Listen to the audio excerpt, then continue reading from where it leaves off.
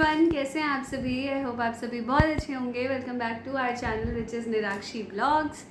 आज की जो वीडियो है मैंने सोचा कि क्यों ना आराम से बैठ के बनाई जाए और आप सभी के साथ शेयर किया जाए कि कैसे जा रहे हैं मेरे ये 3 महीने। 3 तो नहीं, 1 महीना बीता है थर्ड ट्राइमेस्टर का, क्योंकि मैंने आप सभी के साथ शेयर किया है अपनी दोनों ट्राइमेस्टर की जर्नी जो पिछले 2 ट्राइमेस्टर मेरे साथ बीते। फर्स्ट ट्राइमेस्टर एंड सेकेंड दोनों जर्नी मैं ऑलरेडी शेयर कर चुकी हूँ आप सभी के साथ। तो मैंने सोचा कि क्यों ना आप सभी के साथ थर्ड भी शेयर करूँ, जबकि अभी बीता नहीं है।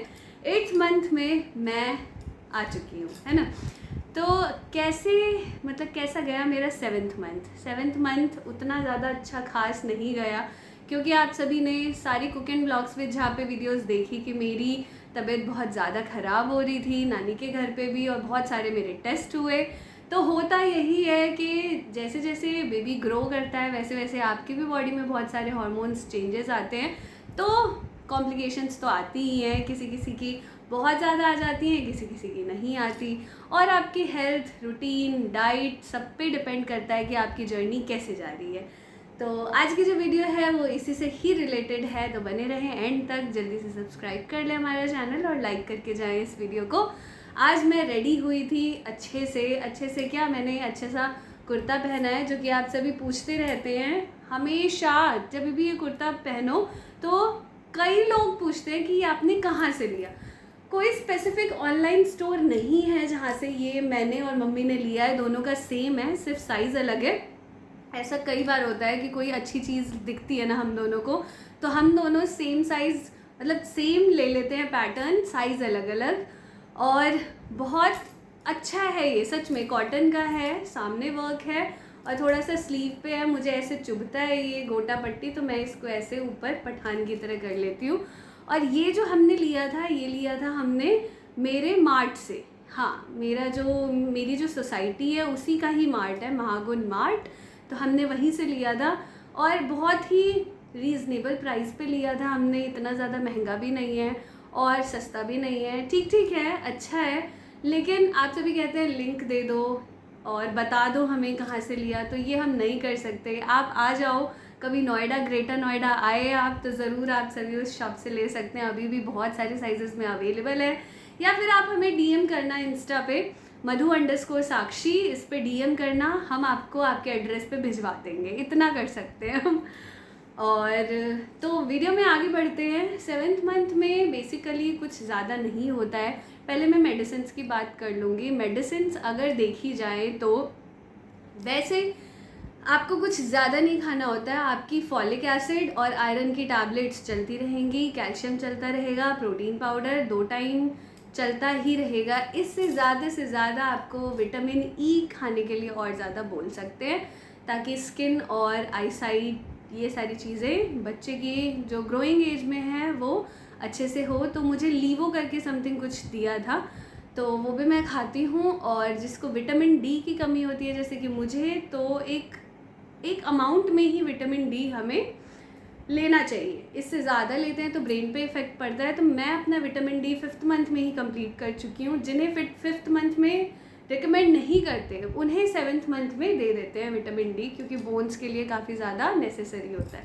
बाकी आप अपने डाइट में इंक्लूड कर सकते हो बहुत सारी चीज़ें, हर एक चीज़ खाइए। और 7th मंथ में पंपकिन सीड और फ्लैक्स सीड लेना बहुत ज़्यादा ज़रूरी है, क्योंकि ब्रेन डेवलपमेंट में बहुत ही काम आता है। तो आप फ्लैक्स सीड यानी कि तीसी सजमन बना के खा सकते हो, जो तीसी घिया होता है, या फिर उसके पकौड़े भी बना सकते हो, चटनी बना सकते हो, उसको छान के खाते हैं कई लोग, नहीं तो रोस्ट करके आराम से आप उसे एज अ ड्राई फ्रूट्स की तरह भी खा सकते हो, स्नैक्स आइटम की तरह। और पंपकिन सीड भी खा सकते हो आप, वो तो बहुत टेस्टी लगता है, हल्का सा ही रोस्ट कर लो तो ये सारी चीज़ें। और अपनी डाइट में आयरन रिच फूड इंक्लूड कर सकते हो आप। मैं अपनी एक जर्नी शेयर करना चाहूँगी।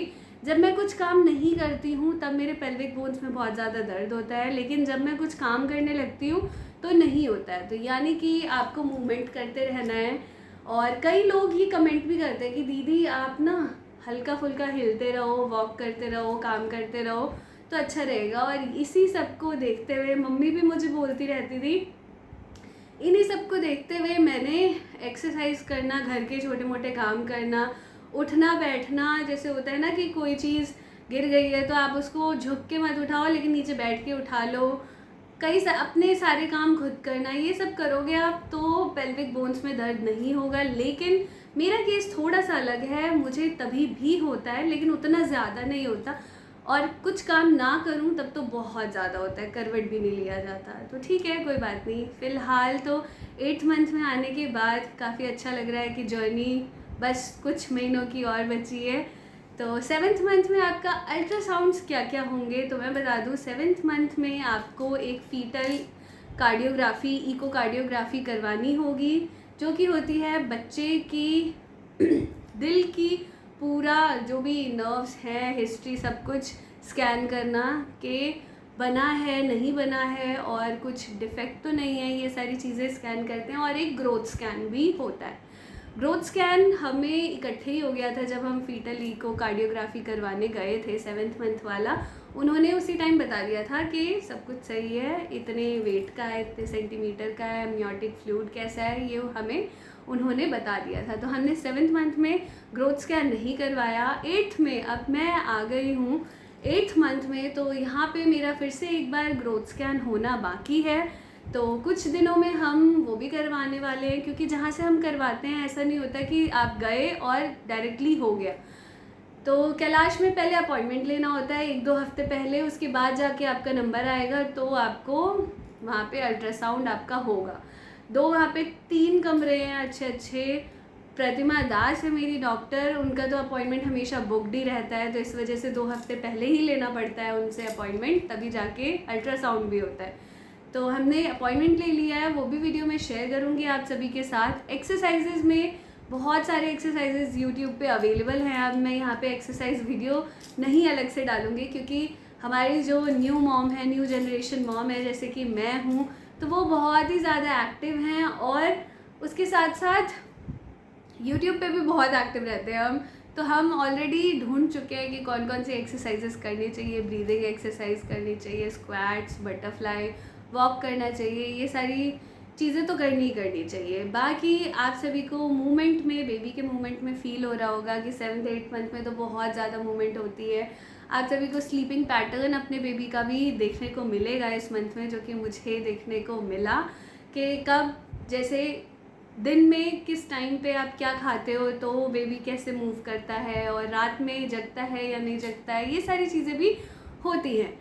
और मैं आपको बताऊं कि जैसे एक मैंने ऐप इंस्टॉल कर रखा है, आपका नाम नहीं लूँगी मैं क्योंकि कोई प्रमोशनल वीडियो नहीं है, तो एक है, मैं बता ही देती हूँ कि मैंने माइलो ऐप इंस्टॉल कर रखा है। काफ़ी अच्छा ऐप है, वो आपको वीकली बताता रहेगा कि आप कौन से वीक में हो और क्या क्या बेबी की मूवमेंट्स हो रही होंगी, क्या क्या चेंजेस आ गए होंगे, अल्ट्रासाउंड क्या क्या होना चाहिए, एवरीथिंग। और इससे आप शॉपिंग भी कर सकते हो, तो अच्छा ऐप है। तो उसमें ना बताया गया था कि आपके बेबी आपका वॉइस रिकॉग्नाइज भी कर सकता है, तो आपको काफ़ी अच्छी अच्छी चीज़ें पढ़नी चाहिए और इस महीने में अपना ध्यान रखना चाहिए बेसिकली।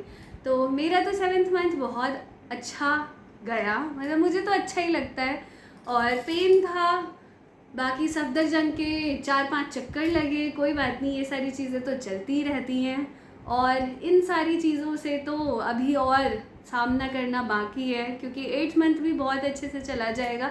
8th मंथ होता है एकदम रेस्ट करने वाला फेज़, कि आप ज़्यादा बाहर ना निकलो, कहीं लॉन्ग, कहते हैं ना लॉन्ग जर्नी ट्रैवल ना करो, और इतना भी नहीं, घर में एक्सरसाइज सब कुछ करो, लेकिन बहुत ज़्यादा प्रेशर मत डालो, बिकॉज़ चांसेस होते हैं कि 8th मंथ में भी कई केसेस मैंने सुने हैं कि डिलीवरी हो जाती है, तो ये अवॉइड करना चाहिए, बिकॉज़ ये प्री मैच्योर डिलीवरी ही मानी जाती है। 9th मंथ में जाके बेबी हो तो अच्छे से बेबी की ग्रोथ होती है, mind development, bone development, everything, सारी चीज़ें। तो 9th मंथ मतलब 37 to 40 वीक में ही बेबी डिलीवर होना चाहिए, उससे पहले नहीं होना चाहिए। तो आप सभी 8th मंथ में बहुत क्रिटिकल मंथ होता है, ध्यान से रहना है, तो मैं भी ध्यान से ही रह रही हूँ। आप सभी प्रे करिए सब कुछ अच्छा जाए, सारी चीज़ें अच्छी रहें, और मैं 8th मंथ में भी पूरी जर्नी अपनी शेयर करूँगी, 9th मंथ की भी शेयर करूँगी, और सारी चीज़ें शेयर करूँगी, क्या क्या कर रही हूँ, हॉस्पिटल बैग तैयार हो रहा है, एवरीथिंग।